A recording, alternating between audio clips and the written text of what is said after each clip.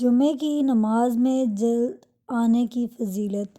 ابو ہریرہ سے روایت ہے کہ نبی صلی اللہ علیہ وسلم نے فرمایا، جب جمعے کا دن آتا ہے تو فرشتے مسجد کے دروازے پر کھڑے ہو جاتے ہیں اور آنے والوں کے نام لکھتے ہیں۔ سب سے پہلے آنے والا اونٹ کی قربانی دینے والے کی طرح لکھا جاتا ہے، اس کے بعد آنے والے گائے کی قربانی دینے والے کی طرح، پھر مینڈے کی قربانی، اس کے بعد مرغی کا، اس کے بعد انڈے کا۔ لیکن جب امام خطبہ شروع کرتا ہے تو یہ فرشتے اپنے دفاتر بند کر دیتے ہیں اور خطبہ سننے میں مشغول ہو جاتے ہیں۔ صحیح بخاری۔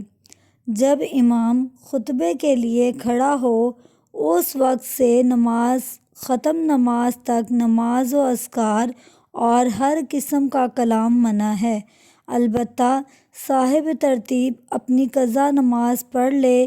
یوں ہے جو شخص سنت یا نفل پڑھ رہا ہے جلدی جلدی پوری کرے۔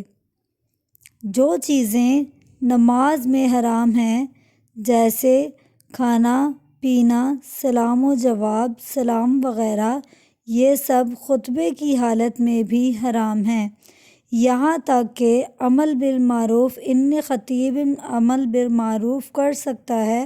جب خطبہ پڑھے تو تمام حاضرین پر سننا اور چپ رہنا فرض ہے۔ جو لوگ امام سے دور ہوں کہ خطبہ کی آواز ان تک نہیں پہنچی، انہیں بھی چپ رہنا واجب ہے۔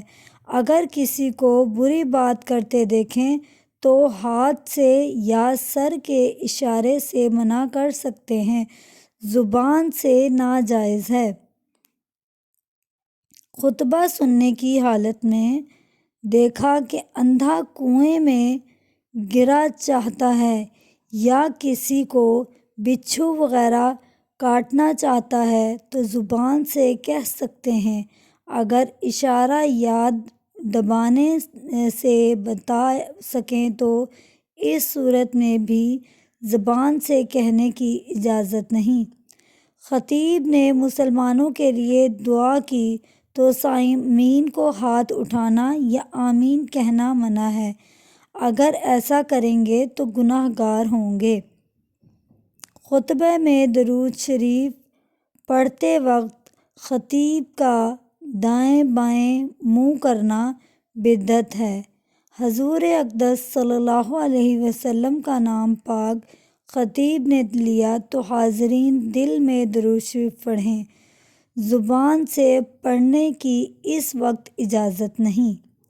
یوں خطبہ میں صحابہ کرام کے ذکر پر اس وقت رضی اللہ تعالیٰ عنہ زبان سے کہنے کی اجازت نہیں۔ جمعے کے دن کی عظمت و فضیلت۔ حضرت ابو ہریرہ رضی اللہ تعالیٰ عنہ سے روایت ہے کہ رسول اللہ صلی اللہ علیہ وسلم نے ارشاد فرمایا، ان سارے دنوں میں جن میں کہ سورج نکلتا ہے، یعنی ہفتے کے 7 دنوں میں سب سے بہتر اور افضل جمعے کا دن ہے۔ اسی دن آدم علیہ السلام پیدا کیے، اسی دن جنت میں داخل کیے گئے، اسی دن جنت سے نکال کر دنیا میں بھیجے گئے اور اسی دن میں قیامت قائم ہوگی۔ فائدہ: یوم الجمعہ۔ اس دن کو یوم الجمعہ اس لیے کہا جاتا ہے کہ یہ مسلمانوں کے اجتماع کا دن ہے۔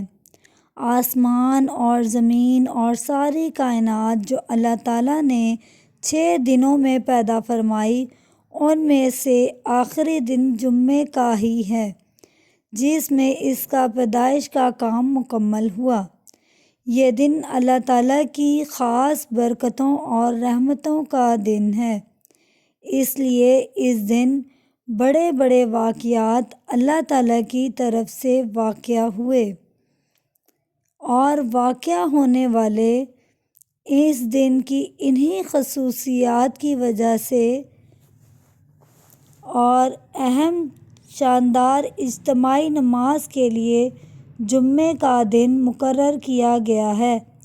اس دن کی عظمت کا اندازہ اس سے بھی لگایا جا سکتا ہے کہ اس کے نام سے قرآن میں ایک پوری سورت ہے جس میں کہ اس دن کی احکام اور مسائل بیان کیے گئے ہیں۔